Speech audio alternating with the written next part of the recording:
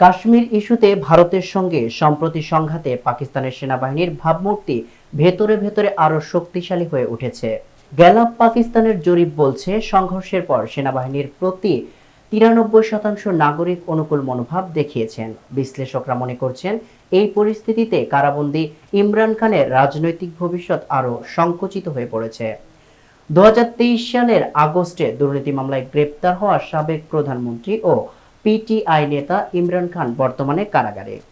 জানুয়ারিতে তাকে 14 বছরের কারাদণ্ড দেয়া হয়। তার দল এই সাজাকে রাজনৈতিক উদ্দেশ্য প্রণোদিত বলে দাবি করে আসছে।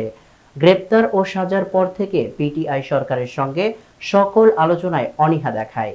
ক্ষমতা হারানোর পর থেকেই ইমরান সেনাবাহিনীর তীব্র সমালোচনায় নামেন, এমনকি বিদেশি ষড়যন্ত্রের অভিযোগও তোলেন। তবে সম্প্রতি ভারত পাকিস্তান উত্তেজনায় সেনাবাহিনীর শক্ত অবস্থান সাধারণ মানুষের আস্থা আরও বাড়িয়ে দিয়েছে বলে বিশ্লেষকদের মত।